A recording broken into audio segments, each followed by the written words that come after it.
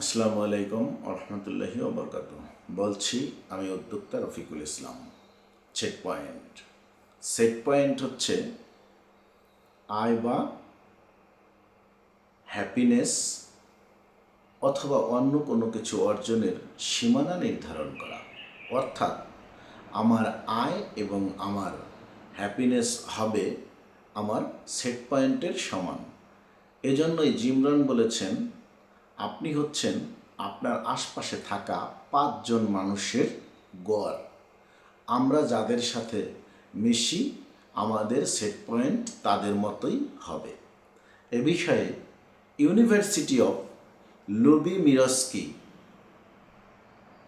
এ বিষয়ে university of ক্যালিফোর্নিয়ার professor লুবিমিরস্কি বলেছেন,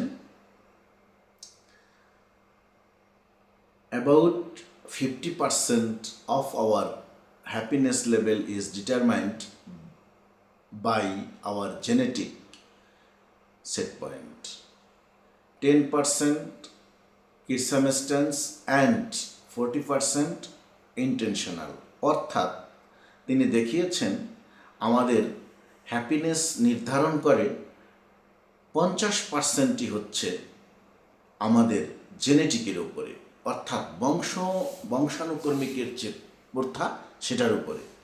এরপরে 10% নির্ধারণ করে আমাদের হ্যাপিনেসটা, 10% নির্ধারণ করে যে আমাদের পারিপার্শ্বিক অবস্থার উপর ভিত্তি করে, এবং 40% হচ্ছে ইন্টেনশনাল বা উদ্দেশ্যমূলক, অর্থাৎ যে কাজটাকে আমরা টার্গেট করে করি সেই কাজটার উপরে। ওকে, এরপরে মার্টিন সেলিগম্যান পজিটিভ সাইকোলজির জনক বলেছেন, সুখের সেট পয়েন্ট হলো সেই মৌলিক অবস্থান যেখান থেকে আমরা জীবনকে পরিচালনা করি। সুতরাং আপনার জীবনকে বদলাতে হলে সেই বেসলাইন বা মৌলিক অবস্থানকেই উন্নত করতে হবে।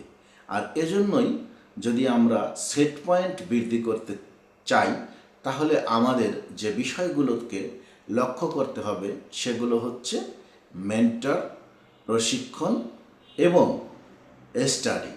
অর্থাৎ আমরা যেই বিষয়গুলোর উপরে কাজ করি সেই বিষয়গুলোর উপর আমার মেন্টর থাকতে হবে, সেই বিষয়গুলোর উপর আমার একাডেমিক নলেজ থাকতে হবে, সাথে সাথে সেই বিষয়ে রিলেটেড যত রকম বই আছে যতদূর সম্ভব সেগুলো স্টাডি করতে হবে, এবং বিভিন্ন প্রশিক্ষণ একাডেমি থেকে এই সমস্ত বিষয়ের উপরে প্রশিক্ষণ নিতে হবে।